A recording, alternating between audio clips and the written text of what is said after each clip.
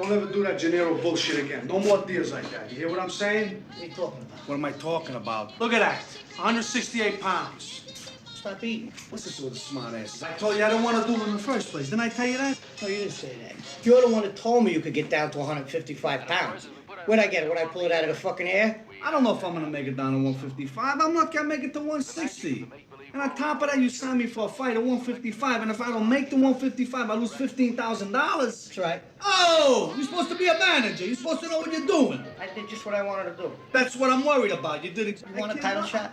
What are you talking? Do you want a title shot? What am I in? What am I in, a circus over here? I asked him, he's got more sense about this. What are you doing? You've been killing yourself for 3 years now, right? There's nobody left for you to fight. Everybody's afraid to fight you. Okay, along comes this kid Gennaro. He don't know any better. He's a young kid, up and coming, and fight anybody. Good, you fight him. Bust his hole. Tear him apart, right? What are you worried about? What's the biggest thing you got to worry about? I'm worried about the weight. You worried about the weight? What are we arguing about for? I just said the weight. Okay, let's say you lose because of your weight. Are they gonna think you're not as tough as you were? You're not the same fighter? Good. They'll match you with all those guys that were afraid to match you with before. What happens? You'll kill them. And they gotta give you a title shot. Bring me coffee, please. Why? There's nobody else. Nobody's left. Who are they gonna give it to? Coffee. In a minute. You listening to me? Please, honey, bring me the coffee. All right. Oh, Yeah, boy, how long I gotta wait? are you listening? Now let's say you win. You beat Gennaro. Yeah. Which you definitely should beat him. Right? Yeah. Right? Yeah. They still gotta give you a shot at the title. You know why? Why? Because the same thing as before. There's nobody left. There ain't nobody around. They gotta give you the shot. You understand? If you win, you win. If you lose, you still win. There's no way you can lose. And you'll do it on your own, just the way you wanted to do it, without any help from anybody. You understand? Just get down to 155 pounds, you fat bastard. You stop eating. What's the problem? Stop eating, that's all. You can do it. You don't understand anything. Do you understand that? You know, Joey's right.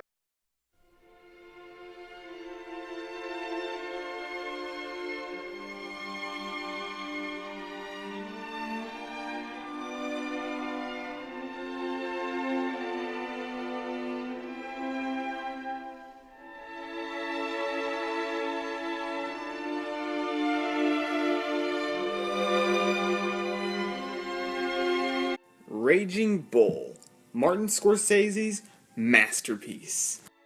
Well, this and Taxi Driver and Goodfellas. He's made a lot of good movies. Robert De Niro plays a vicious Italian-American boxer by the name of Jake La Motta. And he's always angry and he's always so horrible to his wife and his brother. And he's just the worst possible person anyone could be. And he's trying to win the middleweight championship, but he's so stubborn and pig-headed he won't do the necessary political steps to get there. And the film is essentially just a chronicle of this extremely flawed man's life. Rage, jealousy, infidelity, impatience, everything you could find wrong with the man is what this film is about. Now, anyone who knows anything about film knows that this is one of Robert De Niro's best performances.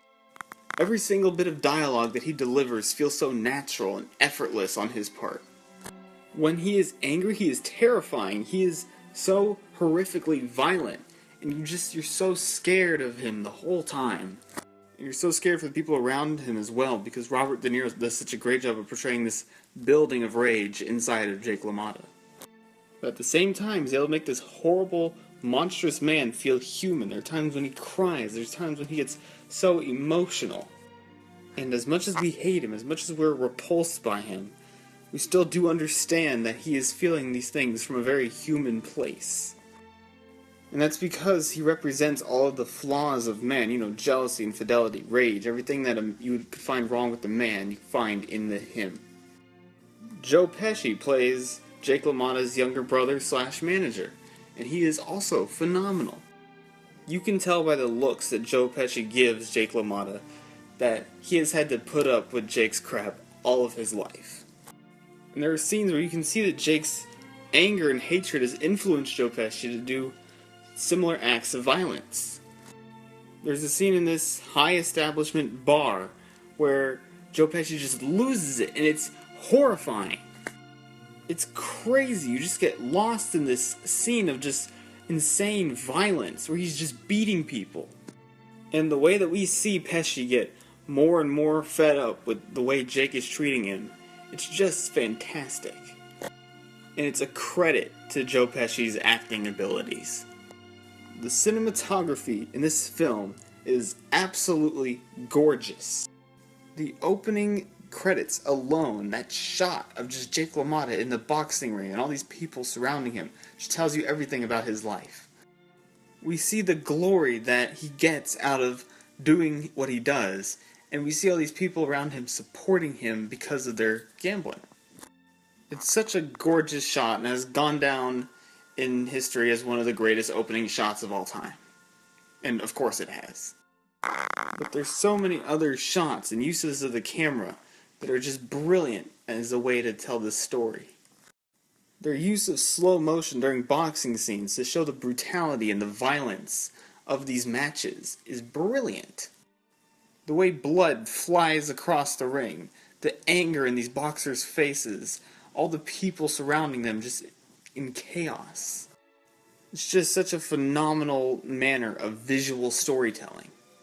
And the sad orchestral soundtrack is so beautiful and amazing. It perfectly conveys Jake La Motta's self-destructiveness and his loneliness, and it's just so brilliant and sad. And Martin Scorsese knows how to make a film feel raw and real while also giving it this profound message. The way that he lingers on scenes, the long takes, it all just feels so real and gritty. But at the same time, you can tell that he's saying something about humanity, he's saying something about the flaws of man. He's one of those directors where you can just tell that he was born to make movies. Now, some of you out there might try to complain about the black and white, and you need to shut up, because it looks fantastic and I couldn't imagine this movie any other way. This is a masterful, classic film about a great boxer who is an extremely flawed man. About how his jealousy and his rage cause him to lose everyone important in his life. It's a film about humanity at its worst, and it is an absolute masterpiece, one of Scorsese's best, and one of the greatest sports dramas ever made. And of course, Raging Bull gets an A+. Joey's right. This Gennaro's an up-and-coming fighter. He's good-looking, he's popular. You beat him now. Excuse me. What do you mean good-looking? I'm not saying good-looking, I'm saying popular. If you win. What were you to say about good-looking? I didn't say anything. I'm just telling you Joey's right. What are you, an authority or what? No, take it.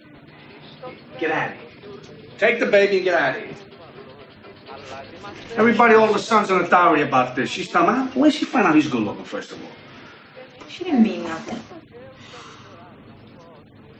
Who asked you? You just start with me now? When people are talking, you don't interrupt. It's none of your business.